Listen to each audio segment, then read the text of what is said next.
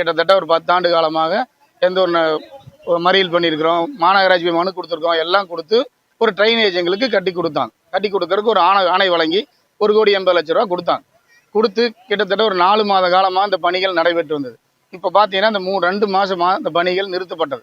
ஏன்னு கேட்டால் இபியில் கம்பம் மாற்றணும் அப்படின்னு ஒரு அறிக்கை சொல்கிறாங்க. அப்போ இபியில் போய் தகவல் கேட்டோம்னா இது ஜேஇட்டு கேட்டால் இஇ கேளுங்க, சிஇ கேளுங்கன்னு சொல்கிறாங்க. சிஇ கூப்பிட்டு கேட்டோம்னா மாநகராட்சியிலேருந்து எங்களுக்கு இன்னும் எஸ்ட் வரலைங்க, எஸ்டிமெண்ட் போல காலம் கடத்திட்டு இருக்கிறாங்க. இங்க வந்து பாத்தீங்கன்னா எல்லா குறுக்கு வீதியில் இருக்கிறனால பாதியில தோண்டப்பட்ட டிச்சு இந்த 2 மாசமா நிக்குது. எந்த அதிகாரியும் நடவடிக்கை எடுக்கிறதுக்கு வரமாட்டேங்கிறாங்க. கான்ட்ராக்டுக்காரரும் இந்த பக்கமே வந்து பார்க்க மாட்டேங்கிறாரு. அப்ப நான் யாருகிட்ட போய் முறையிட்டு பாக்குறது? பலமுறை ஜே கிட்ட சொல்லி பார்த்துட்டோம், மேயர்ட்டையும் கூப்பிட்டு சொன்னோம், இந்த மாதிரி இருக்குன்னா பிரச்சனை இருக்குது பண்ணி கொடுங்கன்னு சொன்னோம். இதுக்கு எந்த தீர்வும் தெரியல. பொதுமக்கள் வந்து டெய்லி அன்றாடு என்னை வந்து ரொம்ப ஒரு இதா பேசுறாங்க. அப்ப இதுக்கு ஒரு முடிவே தெரியல. அப்ப பொதுமக்கள் என்ன, நாங்க நிக்கிறோம், வாங்க 1 இந்த போராட்டத்தை பண்ணணும் அப்படிங்கிற ஒரு முடிவில் தான் பண்ணுது. இந்த போராட்டங்கிறது இப்போ முடியதில்லை, இந்த டிச்சு கட்டு முடிகிற வரைக்கும் இந்த போராட்டம் தொடரும்.